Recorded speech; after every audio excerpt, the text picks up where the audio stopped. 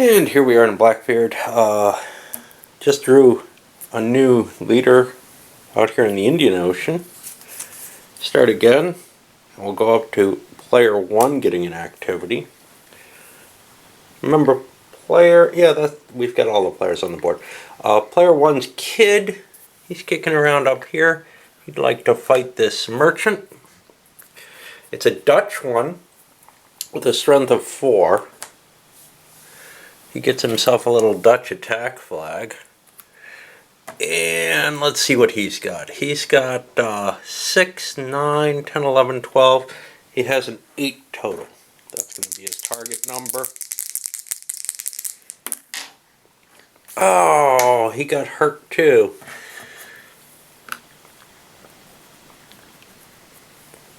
Takes up 1 combat strength. That means he'll only be a 7 next time. Check for wound. No. And now I'll go to drawing for the next turn. I'm going to not cover the mechanical aspects of the deck so much anymore and just move and focus more on the narrative of the game. We haven't seen a prize taken yet, so when I actually succeed in taking one, I'll zoom in on that. That's no question. Okay, now John Taylor got the next move. He flipped over and got a random event. And let's see, King's Commissioner activated. What I do here, you gotta look the random event, find it up here. He automatically activates a King's Commissioner if he has less than 2 ships in, if he has less than 2 in play, or he takes a KC operation with a current KC instead, with its speed rating. If within speed rating, it can enter the transit box. Okay, so activating a KC 13.22. Let's look up the specifics on that, and that's really how you end up playing this. Okay, you generate it by drawing it from the cup. I did that and place it in the transit box leading to the ocean currently containing the opposing pirate with the most notoriety. There is no pirate with the most notoriety. This is a troublesome situation. Who do I want to pick on? Because everybody's equal. It's my choice at this point. I'm going to pick on the best pirate who happens to be all on his own and have too easy a time in my view. I drew randomly Maynard, who's not a bad one. He's got a decent speed. Speed's important for these guys because they have to actually chase down the... and we have Maynard here.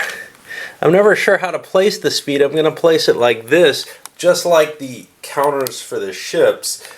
It seems a little weird, but at least I can see the specific number. In some cases, the numbers shift by more than 1, so I think that's important.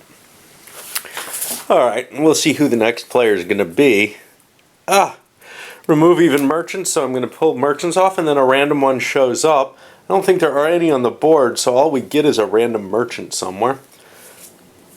I might as well flip that. That's going to be in 63. Oh, he might be an even merchant. Yeah, he is. So that one gets away. And one shows up here. Okay, Lusan is up next by the random draw of things. He sailed out to the merchant that just arrived and flips it over, and you see an interesting thing here. It does not have a nationality. What that means it has the nationality of the nearest port, which is either French or Portuguese. I'm going to just roll a die for which it is. It doesn't make too much difference, although there are a few more French places. Over here there's actually more Portuguese. It's going to be a Portuguese ship. He's going to hit it. So he gets a little Portuguese flag. He's got the 13. I might as well. That gives him an 8 total. So we'll see if he takes it. He gets a 6 and doubles. Doubles is interesting because that means he can go up to the larger ship class, and he may want to do that. Okay. But let's make sure that is indeed a brigantine. It may not be. It looks like it is. So I'm going to put this aside. That's an option for him. I haven't decided which way he's going to go with that. Okay, Now, for the ship itself, what do we have to do? We have to look for the cargo manifest. We're in the Indian Ocean. It was a size 5 ship, which means it has 3,000 in it. Wow, he's done really well there.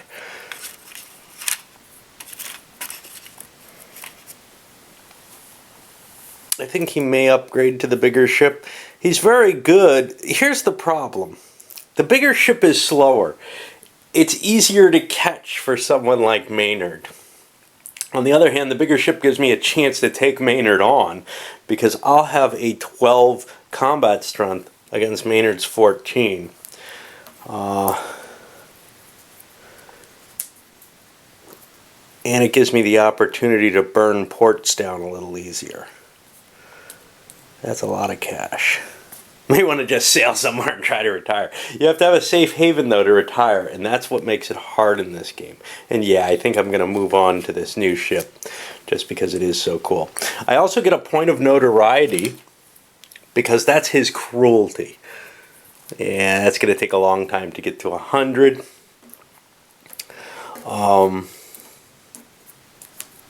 This may be the way to get Lucan killed more easily, is to put him on a bigger ship. But it's hard to resist taking that big ship, just because it is somewhat stronger.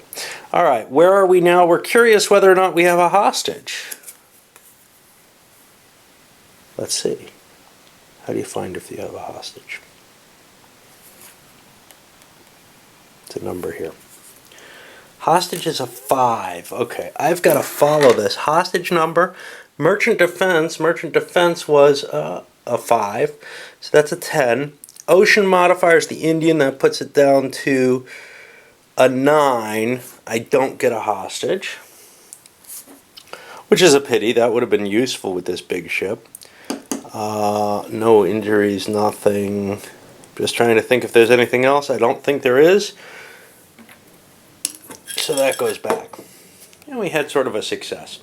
Some of the other people are going to have to start worrying. These guys who have like a combat hit against them, they probably want to sail into port and get that repaired. It takes a couple of turns to do, but there's no reason to be out there weak, unless there are a lot of merchants out there at the time. Right now, there's nothing out here, so they might as well just sail into a port if they can find one that'll take them.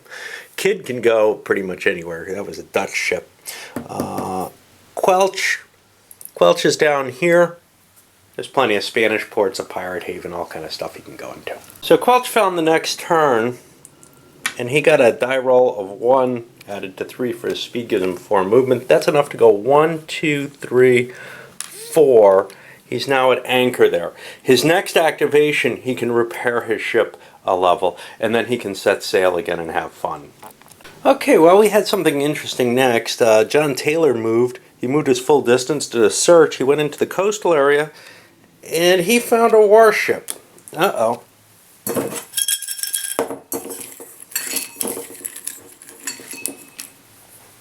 Means we put one of these on top of him. But now we got to figure out what kind of happens with that warship. And, well,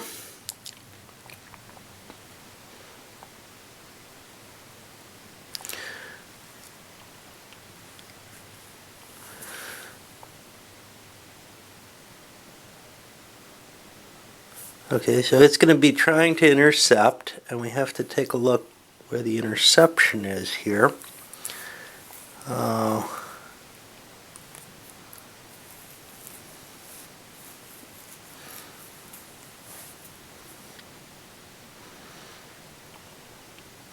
Very interestingly, they have all this referenced interception, but they don't actually seem to tell you where it happens.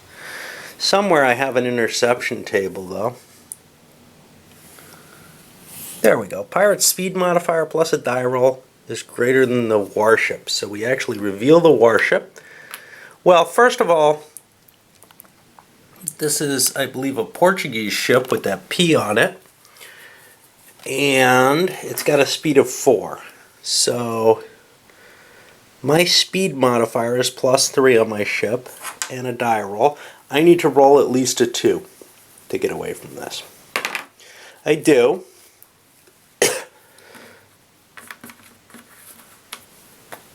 So that's not a friendly place to be.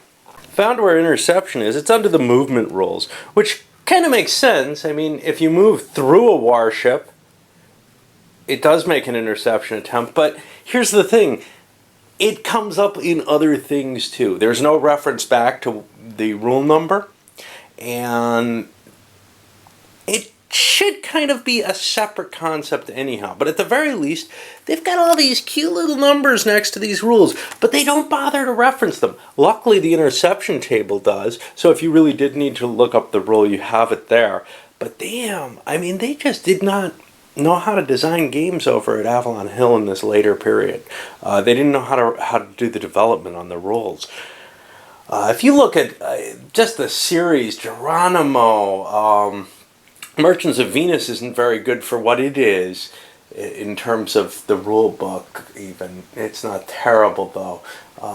Republic of Rome is a little from an earlier period, but it feels like when they first started experimenting with trying to make the rules really bad, and they did an excellent job with Republic of Rome. I don't think they've surpassed it. Struggle of Nations. You know, things like 1776 had fairly complex rules.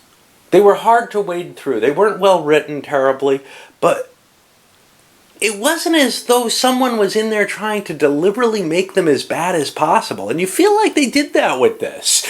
They like took the rules, cut them up, and threw them in a blender and said, let's see, you know, where to place specific rules and everything.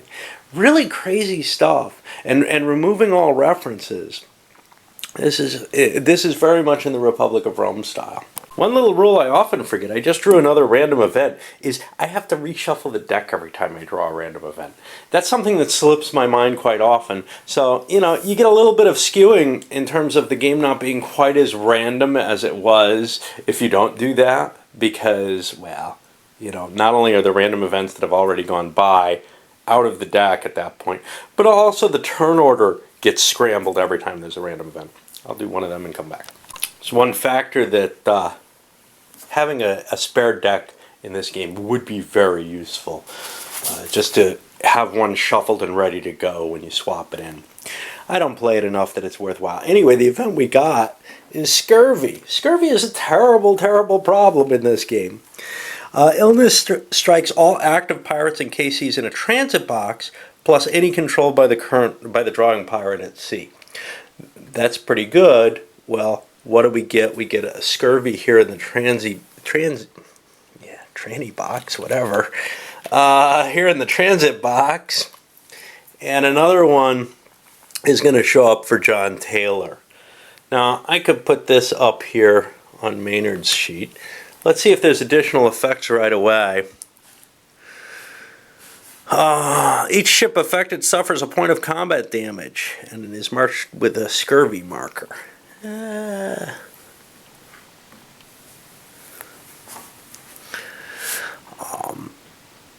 Pirate with scurvy gets 2 off his status on the crew unrest. Oh, I forgot to hurt Kid as well. He should be down 1 for damage.